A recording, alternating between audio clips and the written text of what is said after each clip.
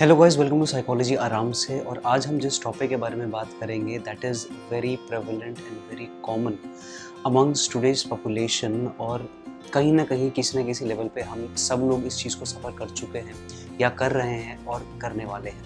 And that topic is anxiety. अब anxiety ऐसी चीज़ है जो हमने कहीं ना कहीं अपने रिलेटिव्स में, अपनी फैमिली में या फिर अपने फ्रेंड्स में किसी न किसी फॉर्म में ज़रूर सुना है।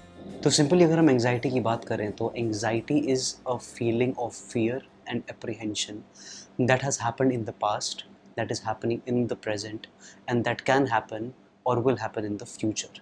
यानी कि एंग्जाइटी वो एक फीलिंग है, एक कलेक्शन ऑफ सिम्टम्स है जो कि हमारी बॉडी में होते हैं किसी भी एक चीज़ के बारे में जो कि पास्ट में हो चुका है, प्रेजेंट में हमारे साथ चल रहा है कोई एक सिचुएशन या इवेंट, या फिर उस चीज़ का डर जो कि आगे फ्यूचर में होने वाला है।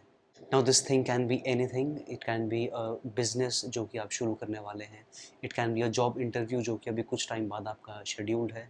It can be the result of N entrance exam जो कि आपने कुछ टाइम पहले दिया था और अब उसके रिजल्ट का आप अवेट कर रहे हैं।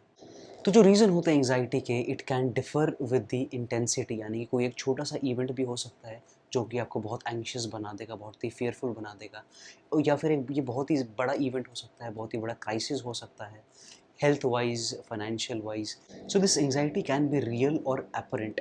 यानी कि कोई एक पर्टिकुलर सिचुएशन हो सकता है, वो आपका एंट्रेंस एग्ज़ाम हो, तो आपने एंट्रेंस एग्ज़ाम दिया है या फिर आपका मान लीजिए डेट आने वाली है, तो आप उस आने वाले एग्ज़ाम के लिए एंग्शियस हो जाएंगे, आप थोड़ा एजिटेटेड रहेंगे, एक घबराहट सी फील करेंगे अंदर। तो ये जो डेंजर है, ये जो प्रॉब्लम है दैट इज़ रियल, जो कि एक्चुअली में होने वाली है। वहीं पे अगर हम उस एग्ज़ाम के रिज़ल्ट का बात करें तो आपका जो रिज़ल्ट आने वाला है उस एग्ज़ाम का, हो सकता है 4 दिन बाद हो। तो रिज़ल्ट में या तो आप पास होंगे या तो फेल होंगे। अभी कोई एज सच कोई रियलिटी नहीं है, कोई फैक्ट नहीं है। पर उस रिज़ल्ट को आप अपने ही अंदर एक एग्जैजरेट कर देंगे कि आप 100% फेल ही होंगे इसमें, या फिर आप इसमें पास नहीं हो सकते। तो ये इस तरह की जो थिंकिंग है ये बहुत ही अपरेंट थिंकिंग है। It is nothing real. और हम अपनी एजम्पशन की वजह से ही अंदर हम एंशियस होते रहते हैं, परेशान होते रहते हैं without any factual or real basis। Now the most frequent question that arises is कि ये जो डर है, ये जो apprehension, जो feeling है, ये तो डे टू डे लाइफ में हम एनकाउंटर करते हैं, ये तो हम किसी भी सिचुएशन में फील कर सकते हैं। तो किस लेवल पे ये जो एंग्जाइटी है ये हम पर हावी हो सकता है या फिर ये हमारे डेंजरस हो सकता है? तो उसका सिंपल सा आंसर ये है कि एंग्जाइटी जो है वो एक बहुत ही नॉर्मल सा रिएक्शन है किसी भी स्ट्रेसफुल सिचुएशन या फिर क्राइसिस वाली सिचुएशन के लिए। और ये मोस्टली हम सब में कहीं न कहीं किसी न किसी लेवल पर होता है। तो ये एंग्जायटी की जो फीलिंग है, ये जो सिचुएशन है, ये कब हमारे लिए प्रॉब्लमैटिक बन जाएगी, और अगर टेक्निकल टर्म्स में हम बात करें तो कभी एंग्जायटी एक एंग्जायटी डिसऑर्डर बन जाएगी, तो इसका क्या क्राइटेरिया है? तो इसके कुछ पैरामीटर्स हैं। सबसे पहला जो पैरामीटर है दैट इज़ द ड्यूरेशन। यानी कि ये अगर जो फीलिंग है, ये जो अंदर आपका फ़ियर है, ये बहुत ही फ्रीक्वेंट है और बिना किसी फैक्चुअल बेसिस पे है, बहुत ही एपरेंट है, किसी का एक स्पेसिफिक कोई रीज़न नहीं है, और ये 6 महीने से ज़्यादा अगर प्रेवलेंट है आपके अंदर, तो ये कह सकते हैं हम कि ये अब जो साइन है, ये सिम्पटम है कि ये जो एंग्जायटी है, ये एंग्जायटी डिसऑर्डर की तरफ इंक्लाइंड हो रहा है। Second parameter is danger. यानी कि वो एंग्जायटी वाली सिचुएशंस इतनी प्रॉब्लमैटिक बन चुकी हैं, इस लेवल पे पहुंच चुकी हैं कि उसके जो रिपरकशंस हैं वो आपकी हेल्थ के लिए और आपके लिए डेंजरस हैं। तो अगर हम बात करें जॉब इंटरव्यूज़ की, तो हो सकता है कि आप बहुत ही फ्रीक्वेंटली किसी जॉब के लिए, एक पर्टिकुलर पोस्ट के लिए अप्लाई कर रहे हैं, मगर आपको फ्रीक्वेंटली रिजेक्शन मिल रहा है और बहुत टाइम तक आपको कोई सक्सेस नहीं मिल रहा है। तो इस चीज़ से आप परेशान होकर, इस चीज़ से आप एंग्शियस होकर सेल्फ हार्म की तरफ जा सकते हैं, या फिर आपके दिमाग में सुसाइडल टेंडेंसीज आ सकती हैं।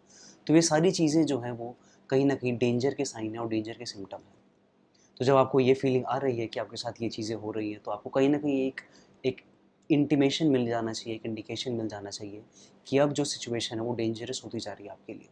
Third parameter is dysfunctional. यानी कि वो एंग्जायटी अब इस लेवल पे पहुंच चुकी है, वो सिचुएशंस इस लेवल पे आप पे हावी हो चुके हैं कि वो आपको डिसफंक्शनल बना रहे हैं।